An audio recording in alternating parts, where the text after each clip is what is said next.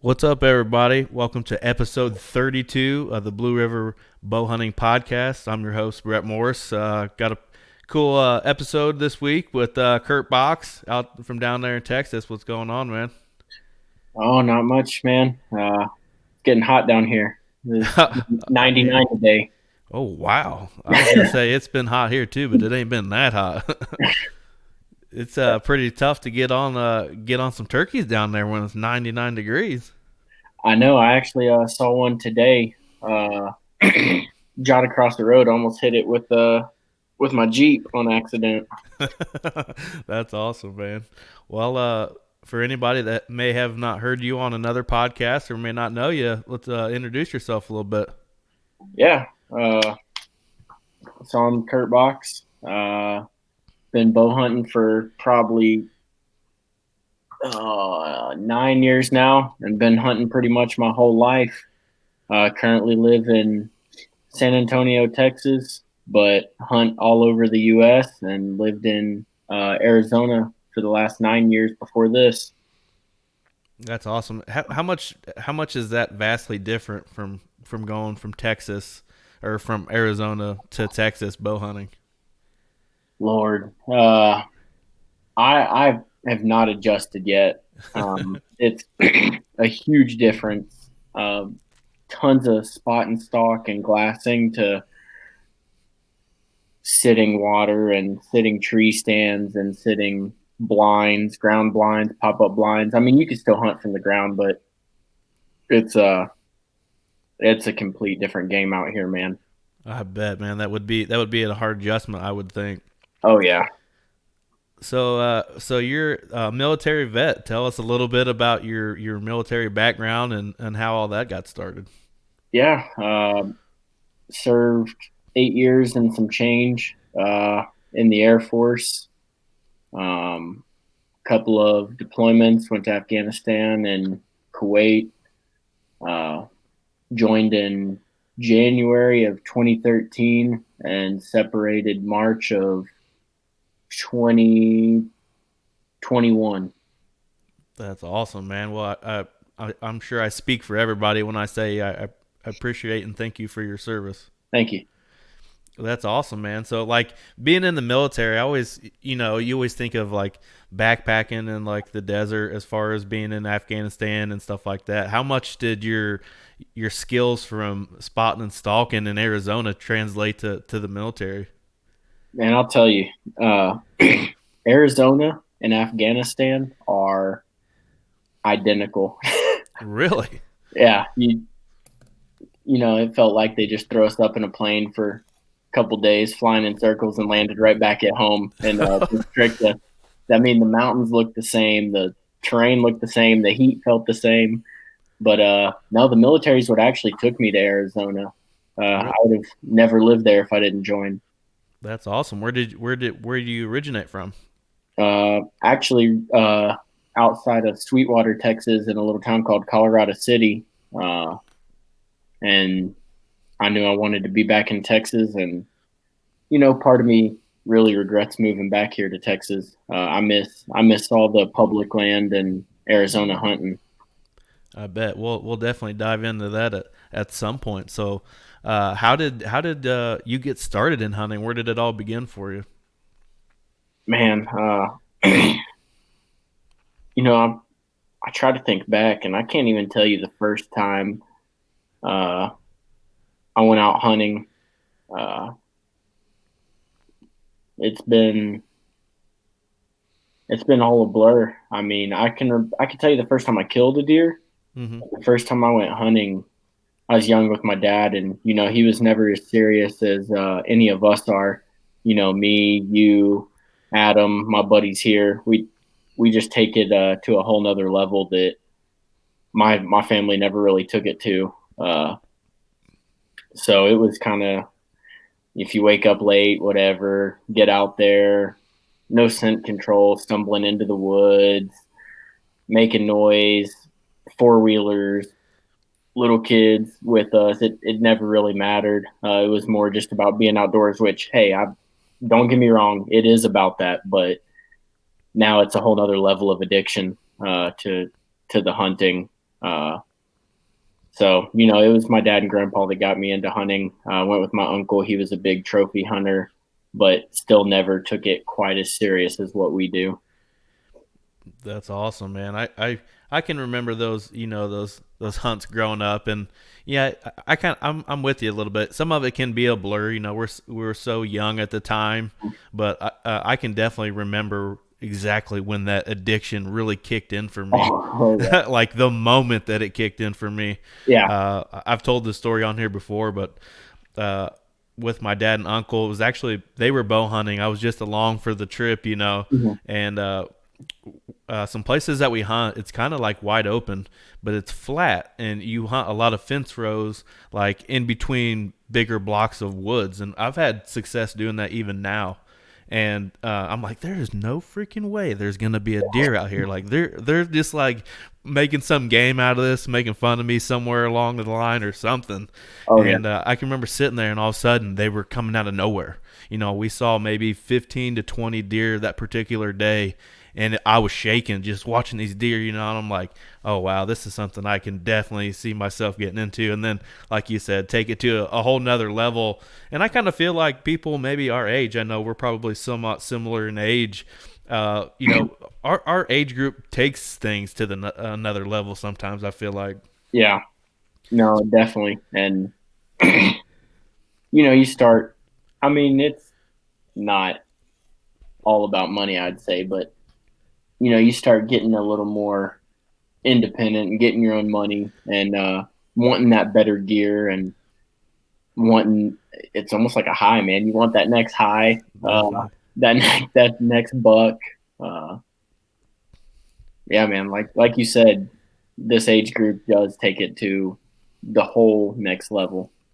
I heard I listened to your show with Adam Bowles today when I was at work, just to do a little pregame to having you Yeah. on. And something that you said really stuck with me throughout the day because I was kind of back and forth on listening to it, being busy at work. But you said something that stuck with me. You said, once you got to a certain age, you were just like, hey, I understand that I have to work for a living to deal with life in general, but Mhm. I'm gonna enjoy it while I'm doing it. I'm gonna go hunting and enjoy myself, even if it means spending my last dollar to do so. I will Yeah. be there in the woods, and I'm not working myself to death. I mean, what are we working for? What are we saving for? Retirement. Right. That's not when we're in our prime. That's not when we want to hunt. I mean, yeah, that is when we want to. I take that back. That is when we want to hunt, but we want to hunt now. I mean, Yeah. Like you now said, when we're in our prime, man. exactly this is prime time. It's time to get out there, hunt, and a good buddy of mine, Garrison. I think he has it as like his Instagram bio too. But I mean, it's serious. He says, "Live to hunt, not to work," or something like that. Which is true, man. I mean, we're not put on this earth to work 24/7. So Absolutely. I've said that many a times, and to see people, because I'm in the construction business, and you see people literally work themselves, hands to the bone when they retire. They don't have anything left in the tank because they work themselves so much. I don't want to be that guy. I mean, don't get me yeah. wrong. I like going to work. I like making a living. But I also love hitting them woods and getting as deep as I can possibly get. No, yeah, absolutely. And not to make this like a down topic, but like, my grandpa worked his entire life from 12 years old until 64, and he got diagnosed with cancer in October, and by March he was gone. And like the biggest thing was he worked his entire life in that oil field, and he loved to fish, but most of his time was spent working overtime, all that, and like looking at that, it's like, man, he worked hard for what? Right. It You know, makes you want to hit the lake one more time just for him. You know what I mean? exactly, man. It makes me want to hit the woods. It makes me want to hit the lake. And like I said, not to get down, it's positive. Like Oh, absolutely. looking at it, like, man, that's that. I don't know. I just don't want to retire and then be like, man, I'm 60. Let's start hunting. You know? I get it, and like I've heard you say before, and we've talked about it a little bit, but going to other states and hunting and checking what everybody's opportunities out. Yep. Between it being Texas and Arizona, and I'm sure you've got other places that you're ready to go to. But that makes a whole new adventure to it too. Like Yep. thinking about our grandparents or even our parents that hunted and fished before us.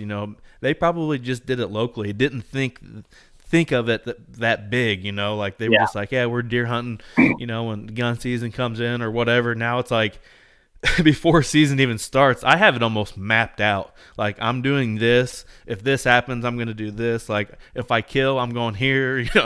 Like I have like a plan A, a plan B, and a plan C, and it's so fun to be able to do that. Yeah. No, absolutely. The wife asks, "What are we doing Friday night?" Well, I'm going to bed by 8 because I got to be stand by Yeah. about 4:30, 5 o'clock in the morning. I got an hour and a half drive to the stand. Like Yeah. that's Like what my when plans are for Friday night. Yeah, absolutely. I'm in the same boat. I know, like, especially here recently with turkey hunting, the sun comes up so early and we have to do, if I have to travel here in the state of Indiana to turkey hunt, it's at least an hour drive to the Mhm. closest public land that has birds. So it's like, yeah, I'm going to bed at like 7:45, 8 o'clock because I got to be up at like 3:30. So, and Man, then it sucks because your buddies want to come over and have a yeah, few cold drinks and talk about the hunting the next day, and then you're wore out the next morning because you didn't get but 2 hours of sleep. I know when I was younger, man, we'd have shindigs at the house, and friends and people would be over till 1, 2 in the morning, go to sleep for a couple hours, wake up and go hunting, then pretty much do it again. And man, I'm not cut out for that anymore. Me either. I'm getting a little too old and a little too fat for that. Yeah, no, I definitely hear you. It's a little more rough on the body than it was in the younger 20s, the late teens, stuff like that. Oh yeah. Well, let's dive into some of this a little bit. Talk about hunting in Texas and the terrain features and just like the hunting opportunities in Texas. Yeah, I mean, man, the I wanted to move back to Texas so bad, just because when people say Texas, it's almost like when people think of like the Midwest or something. You just have this picture of fields and big bucks and stuff like that. The bodies are a little bit smaller, but the racks are still huge. And I wanted to move back so bad, and I've all my family's here. Uh, so got back, and I'm like, okay, now where am I going to hunt? There's so much private out here.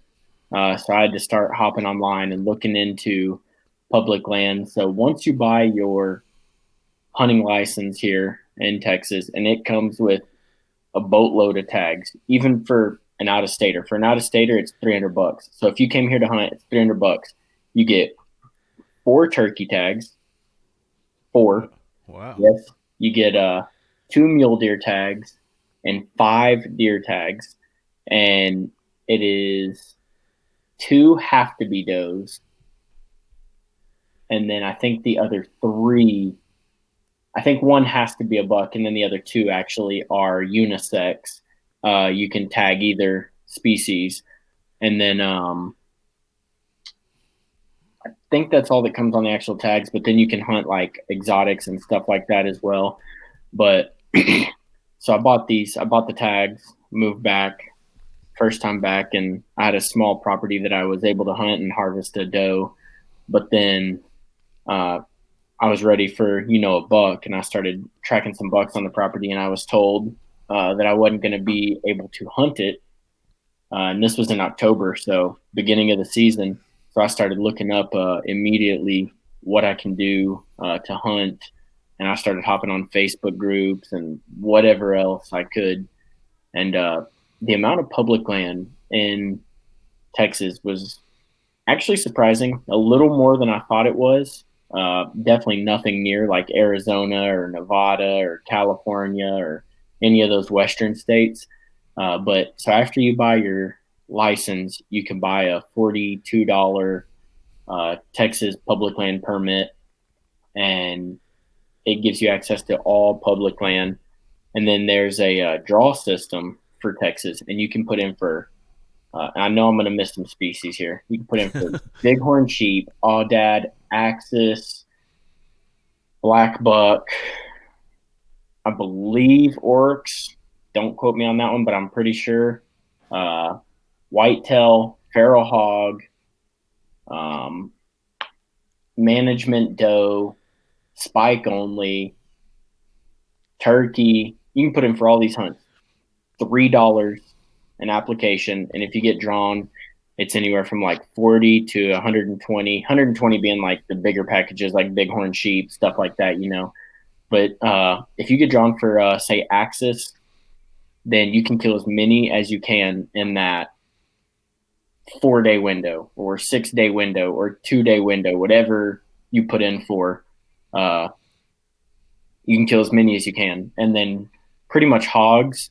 If you pick up any of those hunts in the fine print, it's hogs included, and that's all public land. And some of them are, if you have a boat, you can get access to that no one else has access to, or if you're willing to kayak like 2 miles, and that's where the nicer bucks are, the nicer exotics, stuff like that. So is the exotic thing there? Is it something that they introduced there and then it just like went completely wild, or is it just something that they keep reintroducing year by year? No, no, no. So my grandparents have, I want to say 13 acres in total. We had a lot more, and family disagreements. Well, we didn't have a lot more. My grandparents had a lot more, and family disagreements, split up the land, and people sold off because they got greedy and wanted money. So Yeah. I think my grandparents are sitting on 13 acres, and that's normally where I can at least go kill a deer. And the whitetail that I was holding, I sent you a picture of it. I Hmm. don't know how editing these work. Maybe you can throw it up in the podcast. Maybe you can't. But I was holding that whitetail, and it had no eye guards. It was a tall, tall 7. Yeah, it was a nice Uh, buck.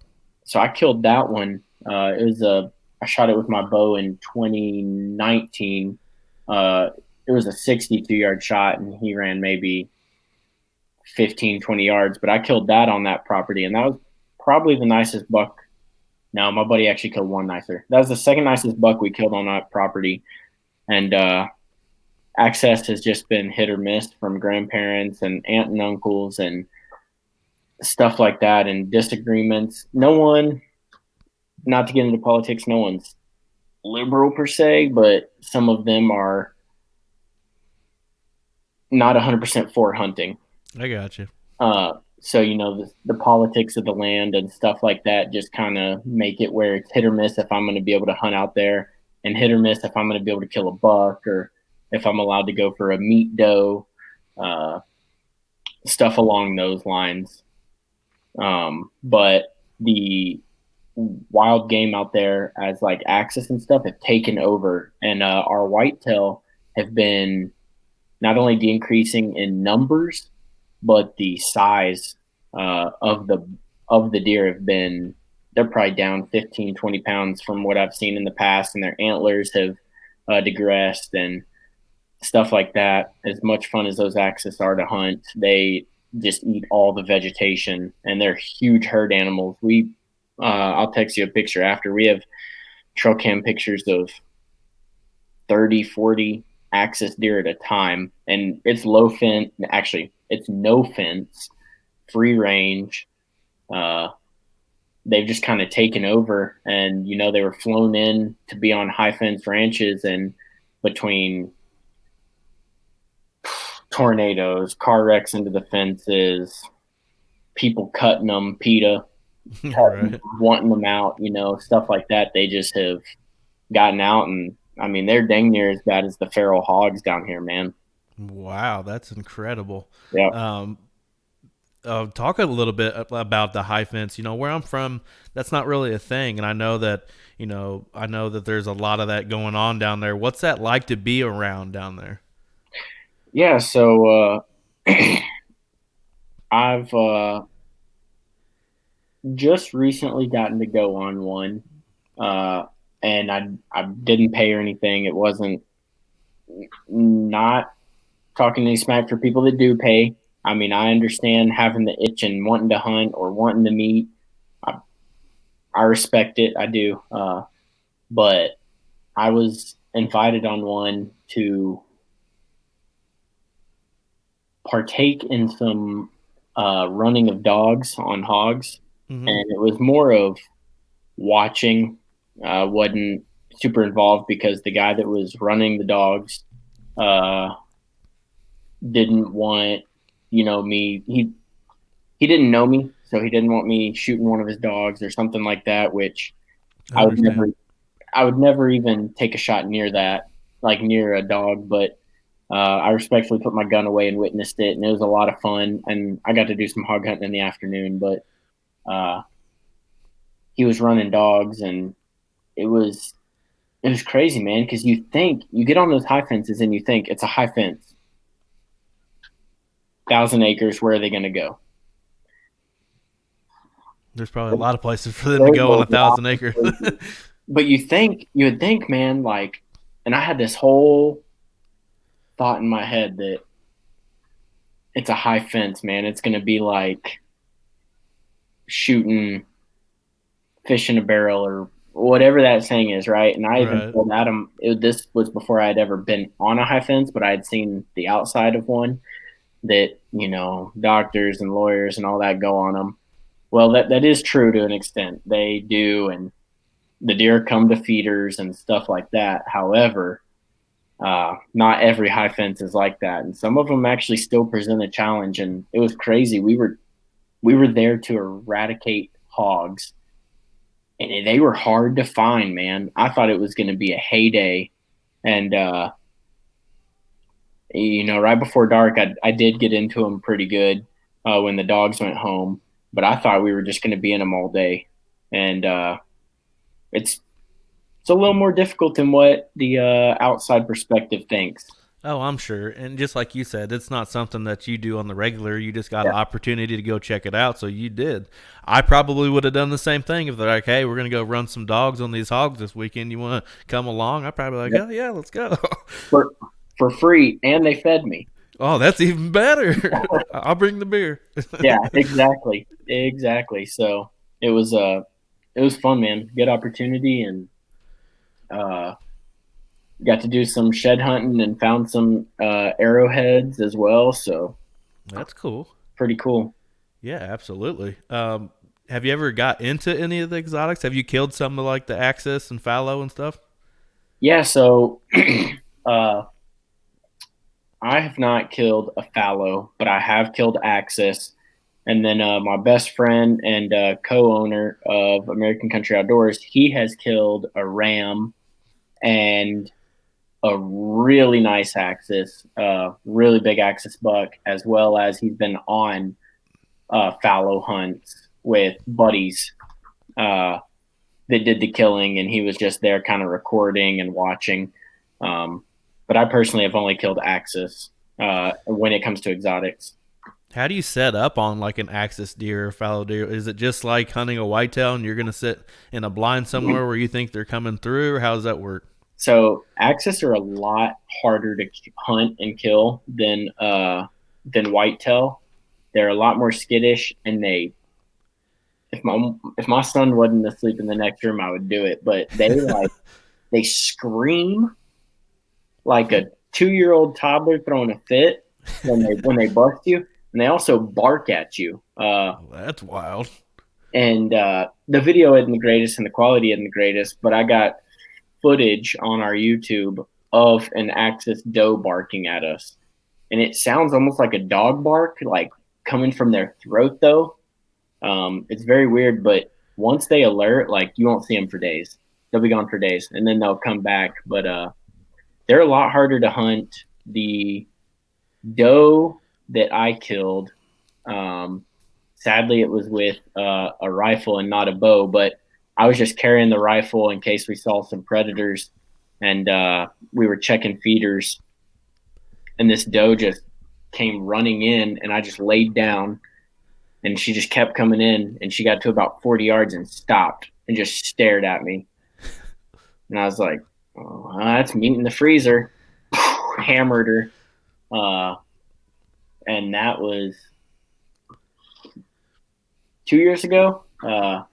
We had just gotten to hunting camp, and just checking cameras and feeders, and she happened to just come running in. I don't know what made her come into us. She was the only one, because three of us had guns. We would have tripled up if they all came in. Right. That'd be a hell of a way to start off deer camp. I know. We were eating good during deer camp that year. I bet. You touched on it a little bit, and I was going to bring it up later in the conversation, but go ahead and talk about it now. American Country Outdoors, tell us a little bit about what you got going on there. Yeah, so originally American Country Outdoors started, me and a buddy, John Bagby, real good friend of mine. Um, we just wanted to start posting pictures of our hunts, and we had a cheap little camera and wanted to start recording hunts and stuff like that. And the amount of footage that we have and haven't posted, which I regret not just posting it, because I've never really cared about what people think, but I didn't want to put bad quality out. And I wish I would have just posted it, because it wasn't for other people. It was more for us, and Right. memories and stuff like that. We kind of just started documenting our hunts via pictures and stuff like that. And then my buddy's like, "Hey man, let's try to do something with this. Not even to get rich or anything like that, but maybe it can pay for some of our hunts. If we can use the income off of it to pay for some of our hunts." So he was going for a marketing degree. So he's like, I can market for some of these. He was already living in Texas, and I was still living in Arizona. And he's like, maybe I can market for some of these big ranches and hunting ranches, stuff like that, do their social media or record some of their hunts for them and put it out on their stuff like that for advertisement. So we got into a little bit of marketing for outdoor companies and other veteran companies. And then we got some really nice recording equipment and plan to record hunts on these high fence ranches for individuals. However, I have a 1 year old and he has a 10-month old right now. So that some of that kind of got put on hold. But we're recording our own hunts, and it goes on YouTube and Instagram. And now we have a Tickle Me Talk posting on there. So yeah. That's awesome, though. That'd be pretty cool, though. Just like you said, to be the cameraman for some of those Yeah. people on some of them high fence hunts. I think it'd be kind of fun. Just like you said when you went on the hog thing, you were just tagging along. Same thing, but you're filming it, and they're chasing some other creatures in the process of that. Yeah, absolutely. And I mean, we were actually supposed to record a pheasant hunt, and we were going to get the two of us were going to get flown out to, I want to say, Indiana, um, and record a pheasant hunt, and we were going to make quite a bit of money. This company was paying for their employees to go out on a pheasant hunt, but it was going into the 2020 season, and COVID hit, and the hunt Oh got man, canceled. I'll say Um, I can take your place if you need me to. Hey, we could have even used more people recording, but Yeah, it was definitely. it got canceled due to that, and then uh, we both decided to have COVID babies. So I think a lot of people decided to have COVID babies. They didn't have nothing else to do. oh yeah, yeah, I had just gotten back from Afghanistan and was getting out of the military, and so the wife was like, "Oh, let's have a kid," and I'm like, "Yeah, great idea." All right. So you talked about hunting in Texas and what all it brings, but I'm really interested to hear about the Arizona and the spot and stalk and all that. How did the Arizona thing come to be? Just being in the military and being out there. Yeah, joined the military, like I said, in 2013, and I got out there probably July of 2013. And that first season, I did no hunting. Uh, I I didn't even realize there was a draw. I didn't realize what over the counter stuff they had. it was before I really got the itch. I mean, I already had, been dove hunting and had my shotgun. I had a 222 rifle that my grandpa gave me, which was fantastic for little 50, 100-yard shots out here in Texas. I mean, uh, great little gun, but it was not good for out there. And I was completely unaware. And the next season, I'd planned to hunt, started doing research on the draw and all that. And I'd already had a bow as a kid, but I'm more just like shot at targets and at the back fence and stuff like that. So I'd gotten rid of it and I was looking into getting a bow. And then I deployed on my first deployment. And then when I got back, that's when everything got real serious. Got another bow, got a rifle that could actually uh, get into some distance shooting, and then came back to Texas that season with my bow and got my first doe kill with a bow. Went back out there to Arizona and did an over-the-counter javelina hunt. And you can kill 2 of those a year, but they have to be in different units. Got my first javelina thanks to my buddy Dakota. Kind of taught me how to spot and stalk, and a lot of us call those participation trophies out there. That's funny. They're a lot easier to kill than.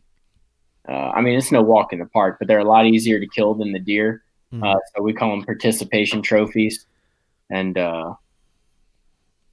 did that. And then I pretty much put down the rifle. I mean, I had a brand new 6.5 Creedmoor, and I didn't even get a scope for it for about a year and a half. And then I got a scope for it, and I still didn't shoot it for another 6 months. So I probably had a rifle that was new in the box for 2.5 years before I even pulled the trigger behind it, just because I was so diehard bow. And still to this day, other than that Axis and a couple of coyotes, that rifle hasn't killed anything. That's awesome. When you got into bow hunting that deep, was there somebody that kind of introduced you to that, or was it just like you wanted to do it, so you just like dove deep on it? Yeah, no, I mean, I just wanted to do it, and I can't even tell you what my very first bow was as a kid. My dad had I think a diamond, and my uncle had a Bowtech, so I'm sure it was either a Bowtech or a diamond as a kid. And then my first bow was actually a old PSE that was a hand-me-down of a hand-me-down type deal. Mm-hmm. And I didn't have any arrows for it. So what I used it for was just to train my strength, because as any listener knows, pulling a bow back at 70 pounds for the first time is no easy task when it's not something that you've been used to. So I just started pulling it back and getting used to it. And then I got myself a Bowtech from Cabela's, a complete setup. Mm-hmm. And then I just had to get arrows. Now, that was what I killed that doe and that javelina with. And then immediately I was ready for my next bow, jumped into a Hoyt, jumped into another Hoyt after that, and now I'm on a Matthews. But yeah, no, after I killed that first doe, there was no going back, man. I had to kill a buck. And I killed a buck, and I had to kill a bigger buck, and then I had to kill a mule deer, and then I had to kill spot and stalk, and no one really got me into it. I mean, my buddy Garrison, him and I shot together. And when John still lived in Arizona, we shot together all the time. We had one of those archery bags that had a dartboard on it. Oh yeah. And so we actually played. You know what cricket is? When you play darts cricket, we played cricket with bows. Yeah, we play. We do like 302 or whatever it is where you count down from that. We do the same thing, but we start at like 150 and just play to that.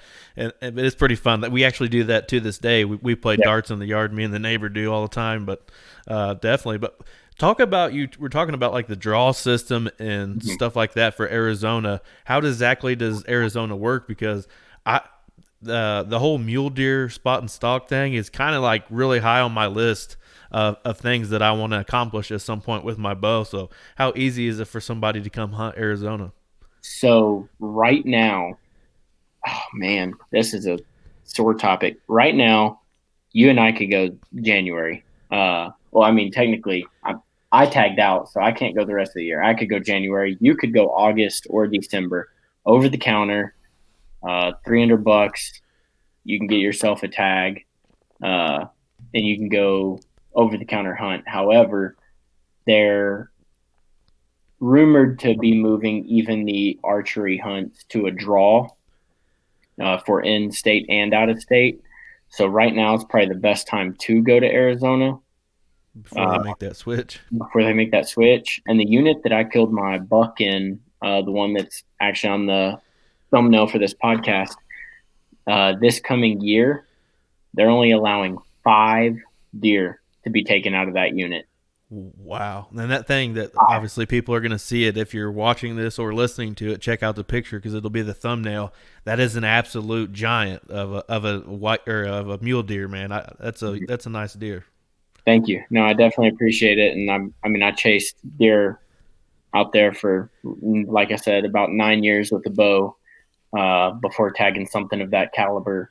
And it took me moving to Texas and going back for 4 days to hunt to kill that deer.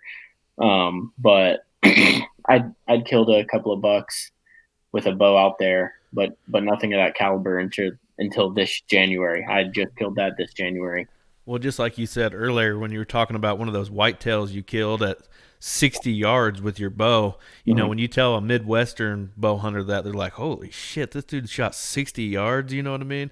Because we don't make those kind of long shots here in the Midwest for the most part, Yeah. unless you just have that sort of confidence. I'm sure if you were training for something like that and you were used Yeah. to it, you can make that shot. But I think the longest that I've attempted and successfully I shot a doe at 38 yards. If it's past, well, I shot a buck in Ohio this year at 41, so there's a couple of yards difference, but 40 yards is about Yeah. max for me, especially out of a tree stand. So I don't know if it's the weather or the air, but I moved back to Texas, and shooting past 60 all of a sudden randomly got uncomfortable. I bet. I mean, But, it's I give you yeah. guys everything on that, man. That's some incredible. I've seen some of those guys, they're practicing, they shoot 70, 80, 90 yards, no problem. I'm just like, I don't know if I could have the confidence to shoot that far and be able So to know that exactly where that arrow is going to hit. yeah, so I would never shoot at an animal this far, but we would go out to the wash and shoot. And my buddy was a little better than me, Garrison. He could shoot. I don't want to be 100% wrong, but I think he would shoot like around like 120, 130, and we would never shoot at an animal that far. But Right, just playing around. yeah, I'd shoot at 110, and I mean I could hit a dinner plate at 110, pretty consistently. 100 was easier, but then that makes those like 60, 70, 80 yard shots not really seem so far when you're practicing out that far. Right. The furthest I've shot a deer was 62. I shot a bucket 58, and then uh, funny enough, the last 2 deer I killed in Arizona were at 17 and 18 yards. That's crazy. I would have never guessed that if you asked me how Yeah, far your last two kills would have been in Arizona. I probably would have said 50, 60 yards. yeah. The 62 yard shot was actually here in Texas, and the 58 yard shot was also in Texas. Funny enough, That's I was funny. practicing for Arizona, and then it just happened to work out where I had shots that far, and I'd practiced enough that it wasn't nothing but a chicken wing. Right. Well, what about? I want to know about like the terrain that you hunting and like what you have to do to prepare yourself for those situations. Yeah, so I mean, there's lots of hiking and stuff like that, and at first it was so there's two different types. If you're going out for the day, and you're willing to put in the miles, you can leave your pack at the vehicle, go in, hunt, say you kill something a couple miles, 2 miles, 3 miles from the vehicle, you can go back to the vehicle, drop your bow, grab your knife and your pack, empty it out other than water, go in, quarter out the animal, gut it, all that, pack him out. Now, if you're going in for multiple days, and you're backpack hunting, that's a little bit different scenario. Same terrain for both, but a little bit different scenario. You got to pack for those multiple days, and you have to take your pack with you, type deal. Or if you have a base camp, leave it at the tent. So it really depends on what type of hunting you're going to be doing. Uh, but it's a lot more hiking, a lot of miles, a lot of failed stocks. Even the YouTubers, they don't always show you those failed stocks. I mean, between either misses or wind switches or stepping on a stick and stuff like that, which when I do spot and stock out there, I hunt in Crocs. That was going to be one of my questions today about your American flag Crocs. Yeah, man, I hunt in American flag Crocs out there. I killed both my bucks and while wearing my American flag Crocs out there. And they're just easier, even though I didn't kick them off for either kill. They're just easier to, once you get within range, you kick them off and you go in your socks. Because not only are you going to watch your step when you're wearing socks due to cactuses and sticks and stuff. Snakes. Yeah, but in January, you don't really have to worry about that. Both my bucks were killed in January. It was a little bit colder, so you didn't really have to worry about that. But there are lots of rattlesnakes out there. You just watch your step and you're a lot more silent on the barefoot socks, but on the barefoot than you are with a boot on or something along those lines. That's awesome. So obviously, it sounds like you've done a lot of public land hunting when it comes to Arizona and Texas. Where do you stand in like the private versus public sort of conversation? Uh, if I have the opportunity, I'm going to hunt it. I don't care really what it is. If you invite me on your private property, I'm going to take full advantage of that. But I'm going to be putting in for every public hunt. My buddy Garrison and I were talking this year. Put in for Oregon last night was the deadline. Put in for elk, pronghorn, and mule deer.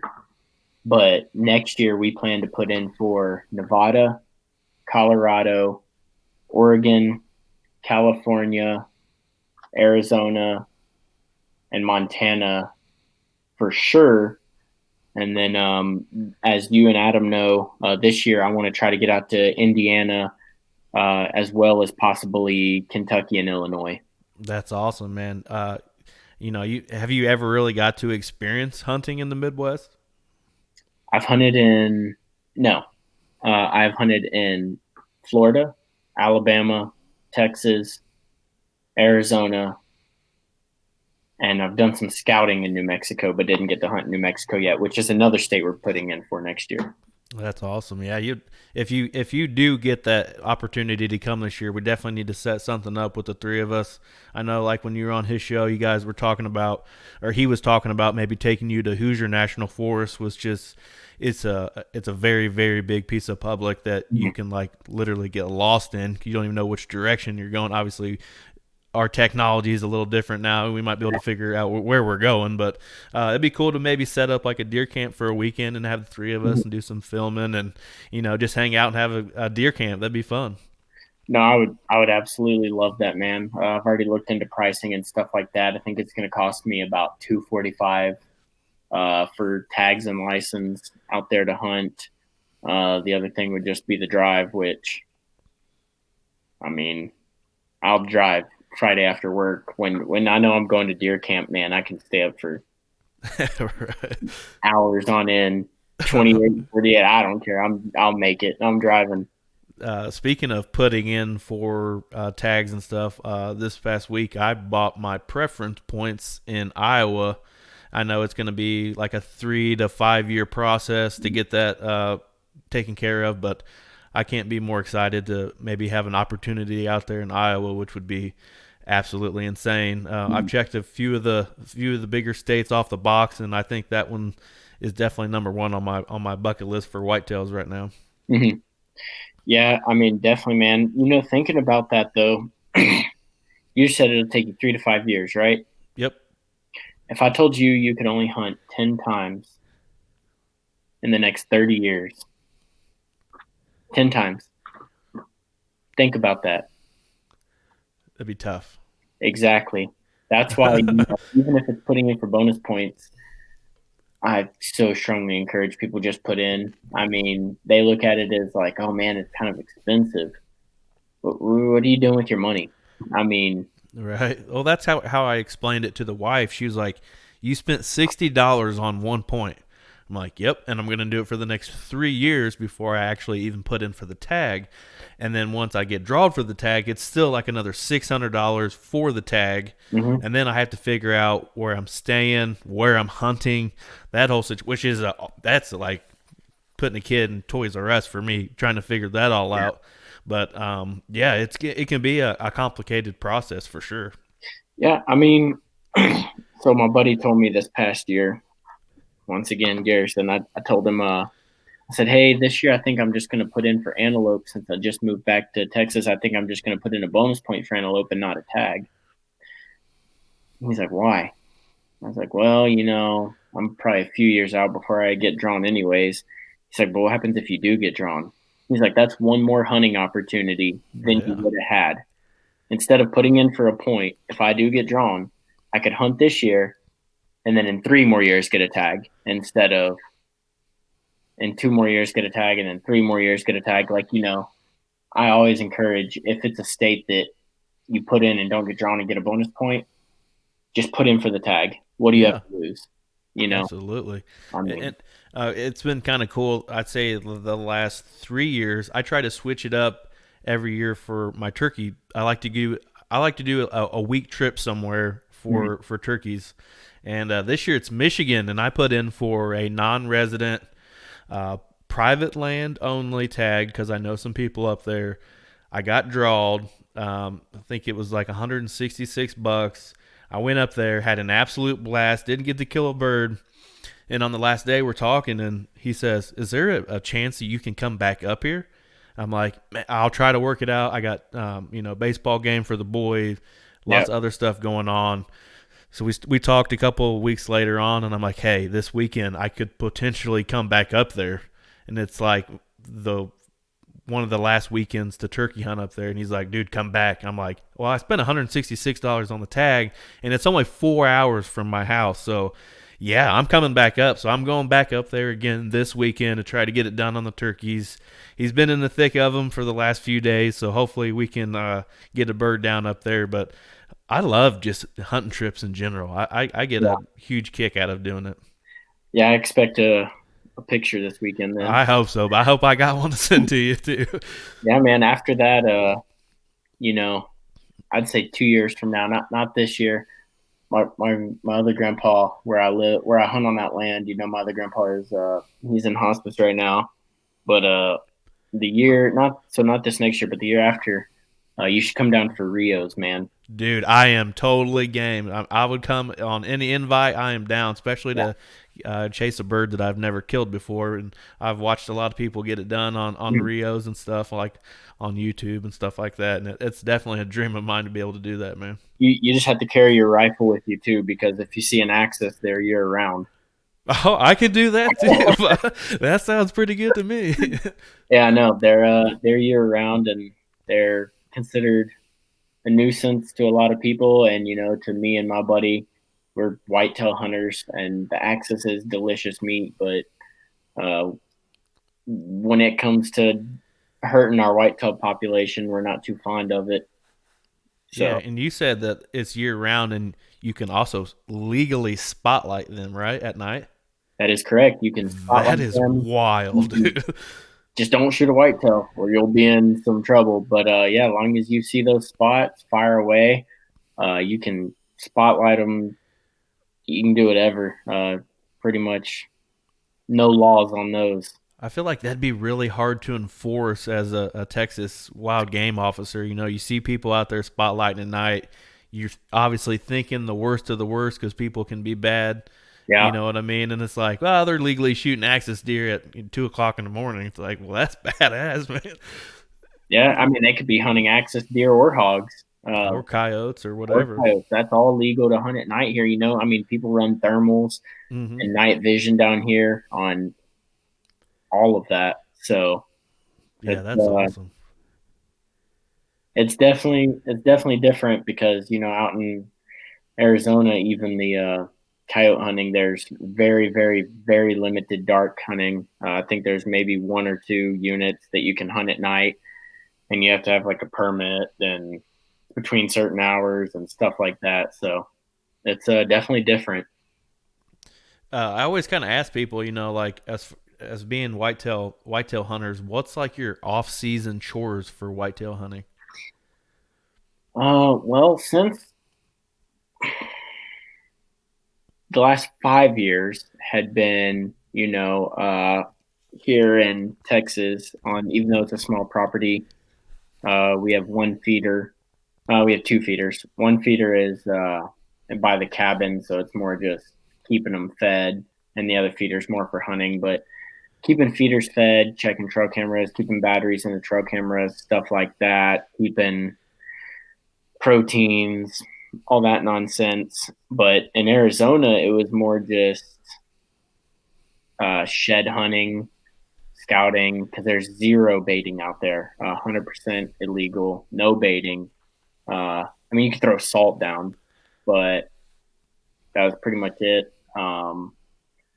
So out How there, many there's how no. many trail cameras are you running throughout the year, season or off season? So currently, we have six trail cameras on only 13 acres. Uh, we had seven at one point, and one of them gave us a little bit of problems. Um, in Arizona, before it became illegal to run trail cameras, I was running anywhere from one to four. Uh, just, I mean, I just like the pictures in general, man. Hmm. I enjoyed taking Absolutely. them, and it didn't have to even be the area I was going to hunt in. I wanted pictures of whatever I could get pictures of. It's funny you show some people a trail cam picture, and they're like, "Oh, that's a nice deer." They're just looking at certain things. When you show me a trail cam photo, I go into like investigation mode. I'm looking at like every little possible thing that I can. Yeah, It's funny. We had this one spot, and um, it was near a swamp, and one of the pictures we had, um, I pulled the picture and I said, "Tell me what you see in this picture." My buddy's like, "8 pointer standing there. Why?" I said, "Look at his legs." He's like, "What do you mean?" I said, "Look at his legs. His legs are muddy from his knees down. He's been coming through that swamp. He's living somewhere around that swamp. He was just yeah, covered in mud. It's like, I don't know. When somebody shows me a picture, I go like into like Sherlock Holmes or something. Like start just yeah. checking every little thing I can out. But No, definitely. I mean, I have a couple of crazy pictures. I have a picture of a coyote with a fawn leg in its mouth. I have a picture of a coyote taking a crap in front of the thing. that's awesome. We have a couple of pictures of Axis standing on their hind legs. I mean, it looks like they're actually knuckles up boxing. That's awesome. We have some crazy pictures. I mean, just running them 24/7 year round. Uh, I mean, we only check them every 2 to 3 months, but just running them all the time, you get lots of crazy pictures. What was the thought process or the reasoning why they made trail cams illegal in Arizona? Well, the real reason is unknown. And anyone who tells you they have the real reason is full of shit. That's awesome. Because Game and Fish, they held this big hearing, but they didn't care what anyone had to say at the hearing. Uh, they only cared about one thing, and that was banning the trail cameras. And I know Game and Fish has a job to do. I understand that, and that I'm not against Game and Fish, but you would think they would have a little more weigh in, and the hunters would have a little more say because they're the ones truly, paying the salaries when it comes to putting in for tags and putting in for all of these applications and donations and stuff like that. Like PETA, who supposedly cares so much about animals, they don't donate jack squat. I No, they mean, don't. they they're not the ones who care about conservation and all that. So they banned trail cameras uh, because it assists in the taking of game, and they're supposed to be the most fair chase state in all of America, which they are. But I mean, if you talk to any hunter in Arizona, maybe 1 out of 20 have killed a buck that they've gotten on camera. It's Right. just so. I mean, go ahead and Google how far does a Coues deer travel. I mean, I think their range is like 25 miles or something like that. So the odds of that buck showing back up, anyways, I mean, aren't likely. Uh, and if you do find one in its area, you didn't need a trail camera to get that intel. If you're out there scouting and glassing and finding rubs or finding scrapes, then you're finding beds, then you're already in the honey hole without needing a trail camera. The trail camera is just for fun, for the pictures, for the, you know, uh, So they were mostly worried about the the trail cameras that send it to your mobile. well, that had been banned since like 2018. That had been Oh banned shit. 4 or 5 years before actual trail cameras have. Uh, that trail camera thieves are a huge thing in Arizona. They are anywhere, but they were, what I believe, way bigger in Arizona than any other state. And I think Game and Fish was tired of hearing people crying and complaining. My trail camera got stolen. Well, you had it on public land. You know I've had them stolen. I have. I've had multiple cameras stolen, and man, it sucks. I've had crappy old ones stolen. I had a brand new one that I never received one picture off of stolen, and I thought I put it in a solid spot that no one would find, and it got stolen. But I didn't call it in. I mean, I knew what I was signing up for when I was leaving a 20, 30, 40, $80 camera out on public land. There's bad people out there. And you would go to a water hole and there'd be 15 cameras around it. Damn. No joke, man. And because everyone wanted it. I mean, water is gold out there. So people wanted to hunt around water. What I would try to do is get off the water and glass them going to and from the water and try to cut them off, and not always necessarily. I mean, it's still spot and stock, but not necessarily spot and stock, but maybe spot and cut them off before they get where they're going, type deal. But when I would see pictures, I would do something funny. I'd flex or That's awesome. do something silly just so a hunter, they know, like, oh, this guy's not the one out here stealing cameras. I mean, when you got 15 cameras on a water hole, you're going to see other people coming in, going, checking cameras, checking other things. So I'd always, just pose for the cameras, just being silly. But yeah, man, I've had cameras stolen, and I've never stolen a camera. I just wouldn't do that. But I got a funny story when it comes to somebody stealing a trail cam. So I put it on a fence row, and how long ago this was tells you is, remember when there was actually like the film in the trail cameras? I don't know if you remember those or not, yeah, but I do. I didn't have one, but I do remember that. I got it stolen because apparently I put it on the wrong side of the fence, which it wasn't. I knew where my boundary was on this piece of private land, and the person who actually took it was the conservation officer. And he gave me the film out of it, and it ended up being a couple absolute giant 180, 190 inch whitetails.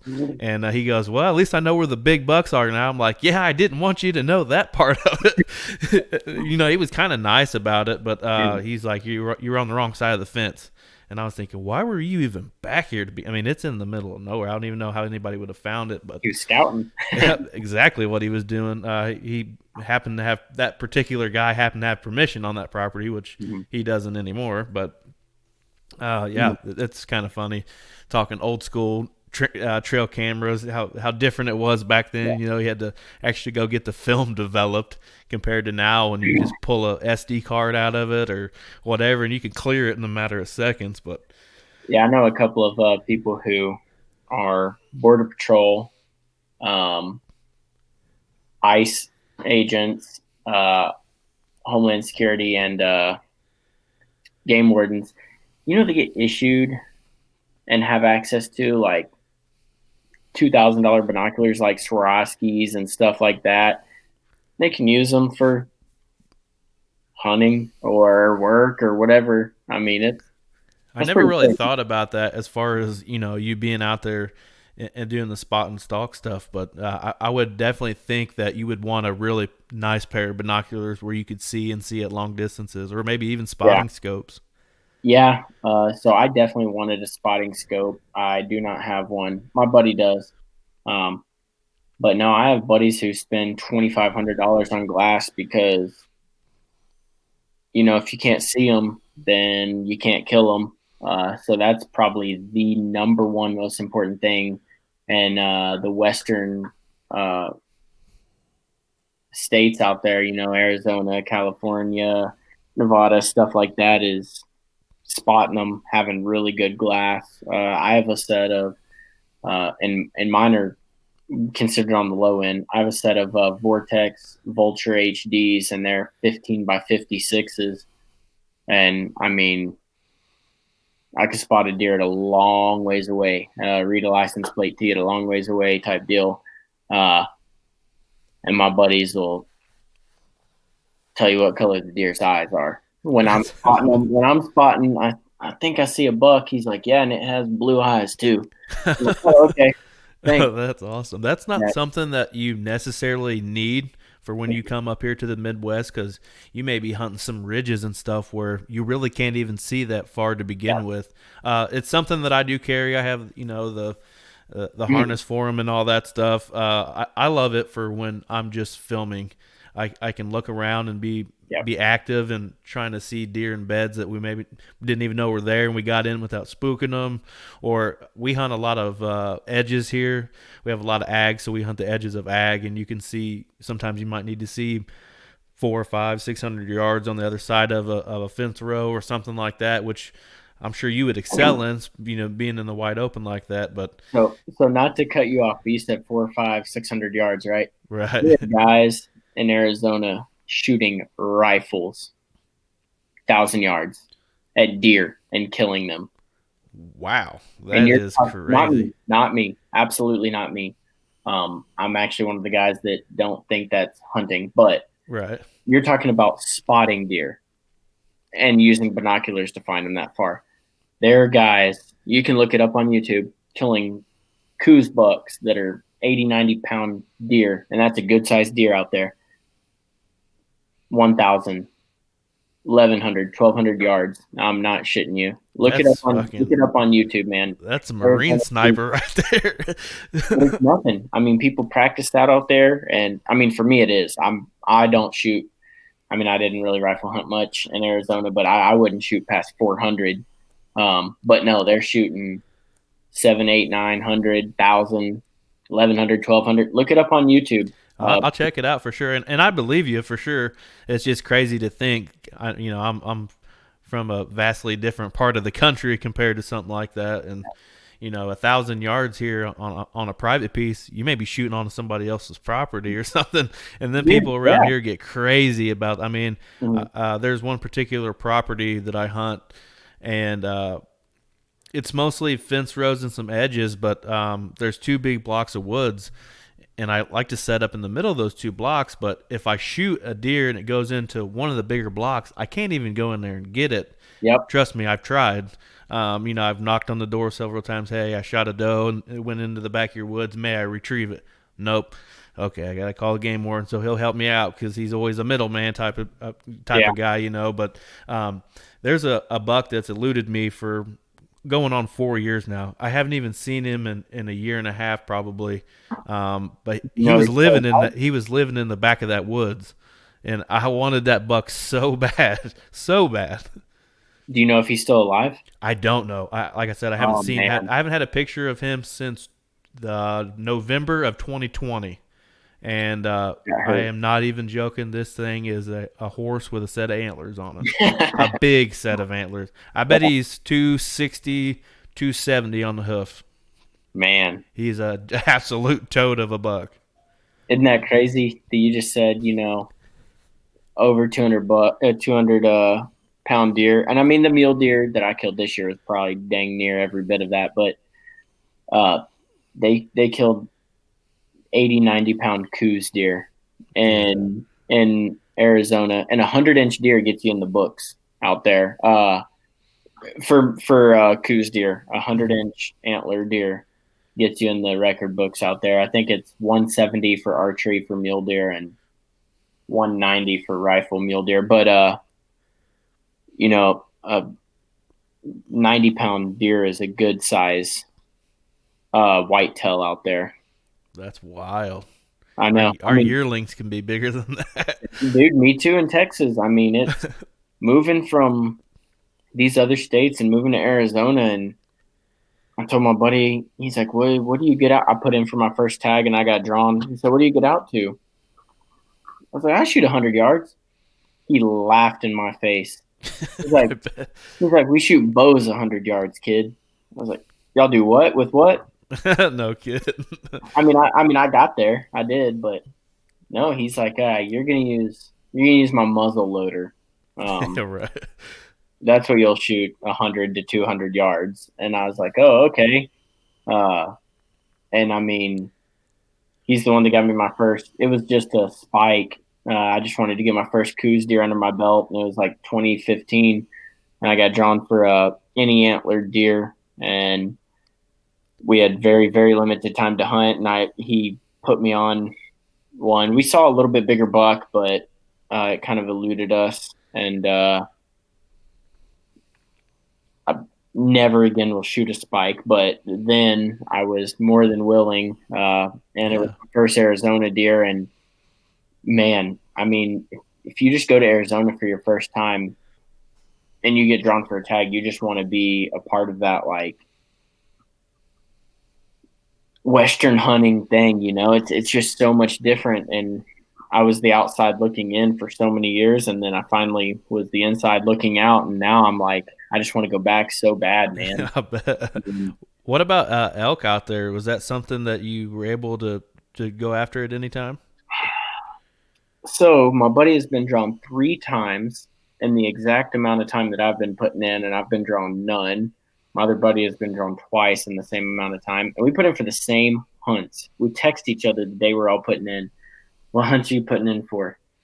And I am 8 years with no tags, which put me at 10 bonus points because I have a bonus point.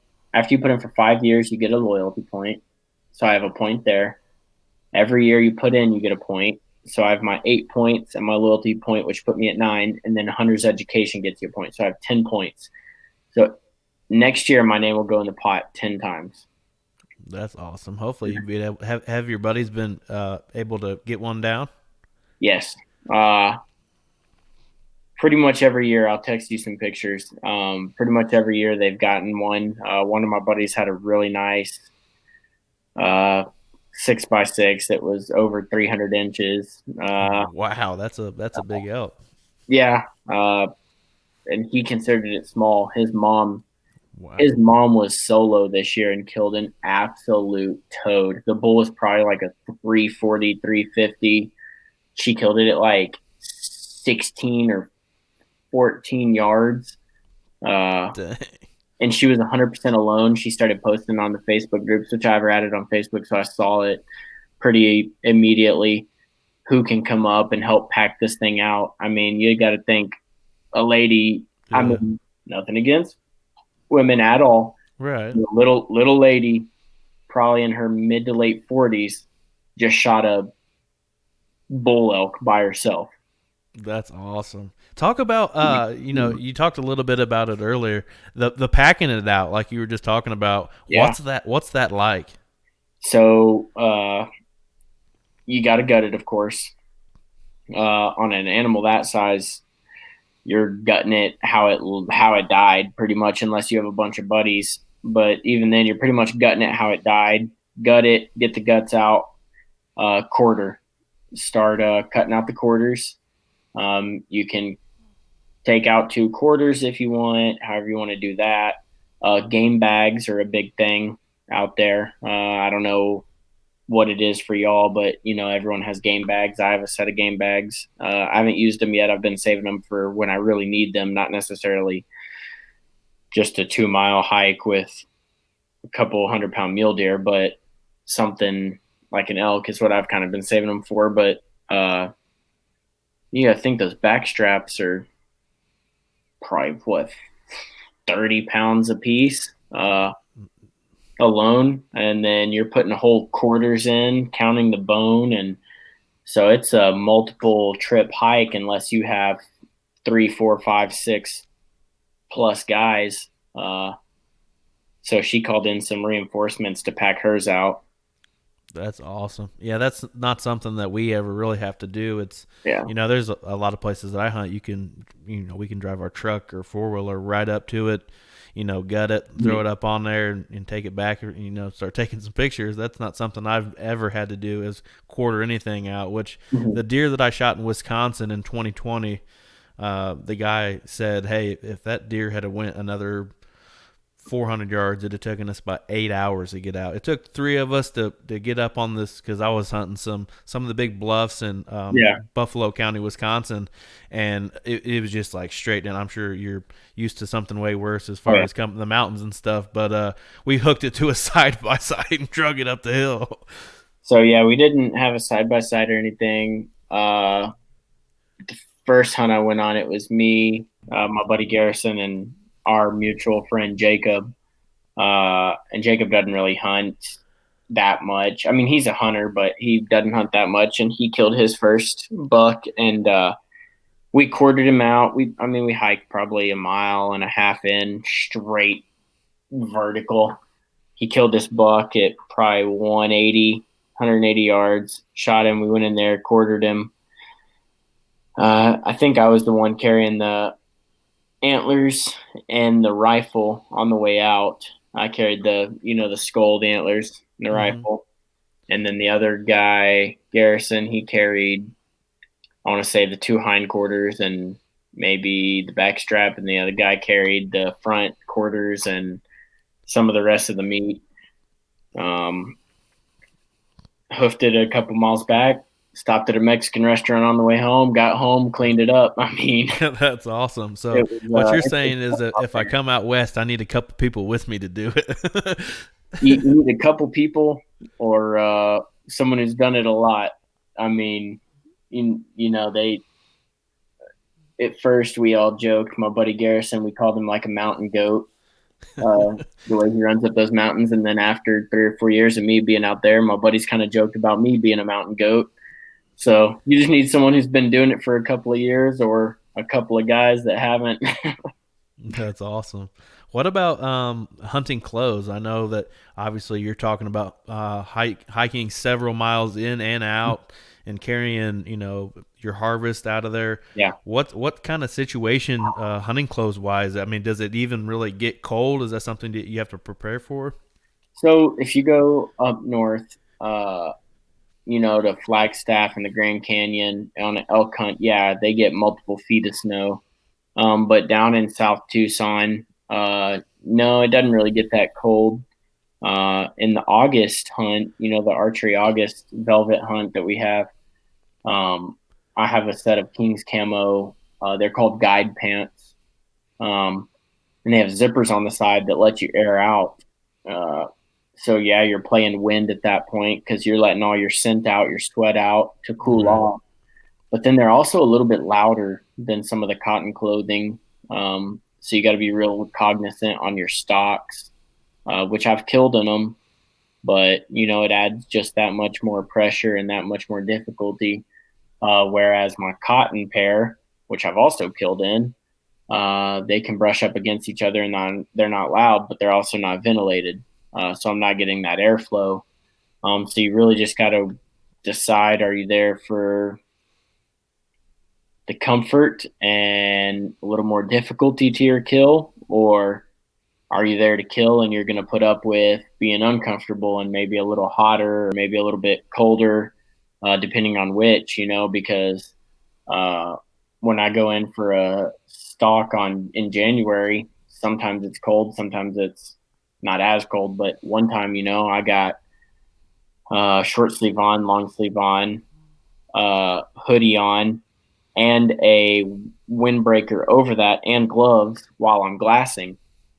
And then I go in for a stalk. I take my gloves off, take my windbreaker off, I take my hoodie off, and then I'm only in my long sleeve and my short sleeve. I'm cold at the beginning of the stalk, but I'll tell you, after quarter mile, half a mile, full mile, you start getting warm because you're carrying your bow and your heart rate's going. You're excited. I mean, you know what it's like. You're about to kill, or you think you're about to kill.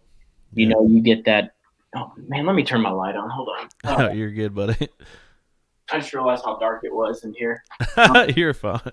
But you start getting that blood pumping and you get hot. I've also done it where I practice with all that clothing on when I'm shooting, because when we're sitting there glassing, we sit there with an arrow nocked and our bow sitting next to us. Because you're sitting here glassing, eyes locked into some binoculars. You sit back to blink your eyes. Holy shit, there's a buck right there. Right. It happened, man. You're quiet, you're silent, you're just sitting there looking through binoculars, and these deer are just all free range roaming around. If the wind's right, depending on which angle they're coming from, they'll pop up on you. So I've practiced shooting in all scenarios: sitting, standing, kneeling, all the clothes on with the binocular harness, to taking off some of it, shooting with one glove, two gloves, all types of stuff. You talked about it a little bit. So is a scent game a big thing for you? So my mother-in-law didn't know what to get me for Christmas one year, and she knows I'm a hunting addict. So she got me the scent crusher bag, Nice. and you plug it into the wall or your vehicle, Mm-hmm. and it pumps this stuff into the bag. And I mean, I used it. Don't get me wrong; it was a gift, and I use it. It does kind of smell chemically, to me. But it's also a nice wardrobe for all my hunting gear that isn't exposed to dogs around the house or stuff like that. So I do keep my stuff in there all the time. I don't always run maybe the scent crusher portion of it just because of the chemical smell, but I do keep my clothes in there. But my buddy Garrison, he killed a really nice buck last year, and he uses Tide or Gain or whatever to wash his hunting clothes. Yeah, it's He's all about playing the wind. yeah. I've been a big the scent game has been a big proponent of what I've done Mhm. since I've been 14 or 15 years old. I don't know why I got into it. I don't know if it Yeah. was from watching North American Whitetail on the Outdoor Channel or whatever. But here in the last, it's almost been a full year since I started this podcast, and I've talked to a lot of people, and I've met a lot of people, and I don't think I'm gonna focus on it as much. I got guys around me killing absolute giants that don't care. They'll go to the gas station and pump Mhm. gas with their clothes on Oh, I and do stuff too. like that. I'm the type of person. I've been the type of person. I have a tote just like what you're talking about. I don't get dressed in my hunting clothes until I get there. Like I get out of the truck, pull that tote out, boom, boom, boom, get dressed, which can be difficult sometimes when it's 15 degrees outside. But Yeah. I don't think I'm not going to go down that road as much. I'm going to be more relaxed on it. Like you said, going to need to play the wind. Yep. That's a big thing, but I don't think I'm going to focus on it as much as I had in the past. Yeah. I mean, my buddy John, he has this spray that smells like apples or something like that, and I mean, we get along great. And even if we have a disagreement, we have just been best friends for years. So it's just something that we say, oh, whatever. That's something we don't agree on. We'll get past it, or we don't even talk about it anymore. He is so big on, like, he sprays his boots, sprays his clothes, And when I hunt with him, I spray down because that's how he hunts. And as long as we still play the wind, I'm okay with it. But I hunt with my buddy Garrison. He also uses Tide and Gain to wash his hunting clothes and doesn't give a crap because he says if the wind's wrong, you're not going to kill a deer anyways. So I've been in both scenarios. I do run my scent crusher bag because it was a gift. I would have never bought one. And I'm very thankful for the gift. But, Absolutely. I'm more of the mindset that I'm going to be out there all day. I'm going to be sweating, stuff like that. Might go in for lunch, or it just depends on the scenario or the day. If I work all day and I go to a stand for a few hours after work, you don't have time to shower in scent killer and spray in scent killer and all that. So I think it really just is a lot of luck and a little bit of wind. Yeah, definitely. That's what I truly believe. You talked about your buddies quite a bit since you've been on here. Tell me what it means to you to hunt with your buddies. Yeah, man. I mean, so you go out alone, right? And you kill a 140. What's the first thing you're going to do? Call your buddies. What's it mean to have them there, man? I mean, Oh, they're absolutely. experiencing it with you. And in my last podcast with Adam, and they didn't point this out. It was just me kind of listening to it. I noticed it. All every kill that I've ever had, it's never been 100% all me. Whether it's been I spot it and my buddy says, "Hey, man, you're thinking about going this way. Maybe you should go this way because look, yes, the wind is this direction on this hill, but once you go down there in that valley, the wind's going to be pushing different." When they're with you, you talk things out, you figure things out. Or my big buck that I killed that's on the thumbnail, my buddy Garrison hunted with me for 3 days, and then he had to go back to work, and I killed that buck without him. But he was right there with me after work, gutting it, cleaning it, hiking it out, packing it out. So I don't know, man. Just sharing those experiences with other people are almost more meaningful than just killing a big buck than calling your buddy. I mean, it's exciting to make that call, but when they're there with you, it's a whole nother level. I mean, those are lifetime memories. Those are core memories you're never going to forget. Oh, absolutely. I think that's why I've had so much fun being behind the camera the last 2 years. Mm-hmm. You know, I don't have the pressure, or I don't put the pressure on myself to shoot something, or well, talking deer mostly. Yeah. And I can sit back, you know, watch them. We obviously interact. We obviously have talked months in advance on these setups because they're all pre-hung setups with Yeah. two stands to film out of.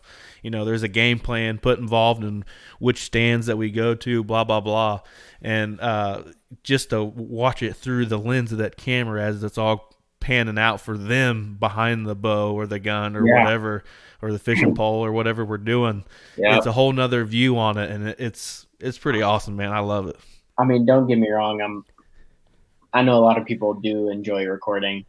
I'm more personally, I love to be behind the bow. Right. But even when your buddy kills, that success, I mean, Oh yeah, you're amped, jacked up, man. you're jacked up, and Oh yeah. that's what it is, just to hunt with friends and stuff like that. I've hunted with one guy at a time, or I've been out there glassing with 5 different people all at once, and the way we do it is who spots it goes after it. And if you want someone to go with you halfway, they'll go with you. Or if you want someone to get behind a headset and talk you in to, hey, the buck's moving to the right. Hey, the buck's moving down. The buck's moving up. Hey, he bedded. We'll throw an ear pod in. We'll throw whatever in.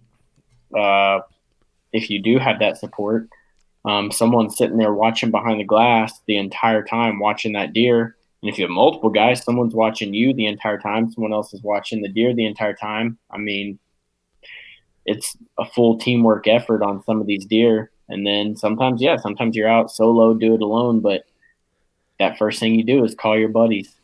Oh, absolutely. Of course, my wife would say, "Why didn't you call me first?" Yeah, I told my wife one time, I said, I shot a buck.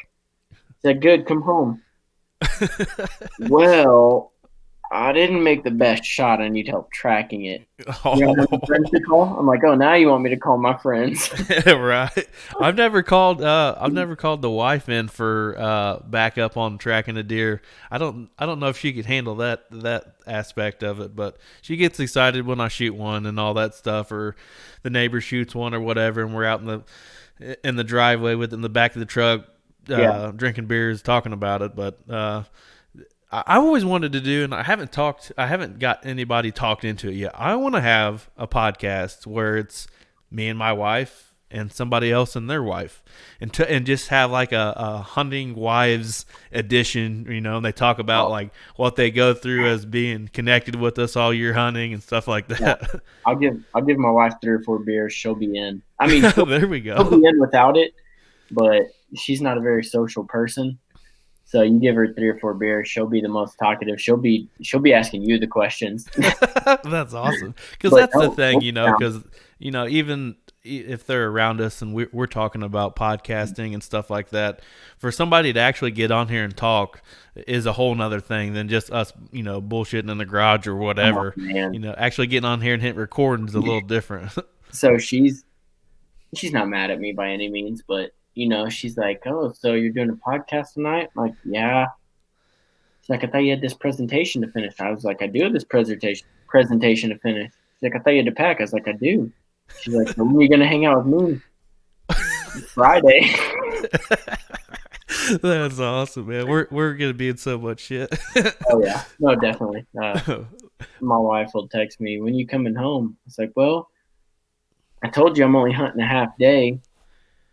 She's like, "Yeah, that was like multiple hours ago." I was like, "No, half a day's 12 hours." That's awesome. Mine has just gotten so used to it, Yeah, especially in the fall. She knows when October 1st hits. Don't be planning shit. You know what I mean? yeah, I'm going deer hunting. It's crazy. A lot of people are only can only hunt on the weekends. That's only what their job and yeah, their life allows them to. But I'm fortunate enough to be able close enough to home that I can hunt throughout the week a lot. I put yeah. just as much time in a tree stand during the week as some people do at work. Yeah. You know what I mean? I And mean, yeah, and they definitely something that they have to get used to at a certain point. But once they get used to it and they realize you're out there because you love it and stuff like that, they get past it a little bit. yeah. I told my wife, and it's kind of a joke, but also kind of not. I told her, I said, I've known hunting a lot longer than I've known you, and hunting won't cheat on me or leave me or nothing else. She's there for me, and she didn't think that was that funny, but Right. I'm being serious. I mean, Right. I know my wife would never do anything, but hunting's never gonna mistreat you. Even if you mess up, hunting's not gonna be mad at you. Right. You come home a little drunk one time, hunting's not gonna judge you. Uh, Oh, it sounds like we have very similar views on a lot of things. yeah, man. I mean, I love my wife, and she takes care of the kid, and I get to do a ton of hunting. And she knows I've been putting in for this elk tag and pronghorn for so long in multiple states that, I mean, I told her if I get drawn for elk, man, it's almost damn near 10 years. I told her I might fork over the money and pay for a guide. It's something I've always wanted to do on my own, but if I only get to do it once every 10 years, I mean, you're talking maybe 3 hunts an entire lifetime. And, I almost want to pay for a guide if I get drawn at this point, and uh, I'm taking the full 2 weeks off. And if I don't have PTO, my job can either can me or I'm taking unpaid time off because you're talking 3 times in a lifetime. yeah, I'm there with you 100%. A lot of people, and I do understand it, but I don't understand it at the same time. A lot of people have different views when it comes to the guide, outfitter, Yeah, outlook, and I had the same view on it that you did. In 2020, we didn't do nothing, so we were able to save some money. And I told her, hey, it's a once in a lifetime thing. Can I go on a hunting trip to an outfitter somewhere?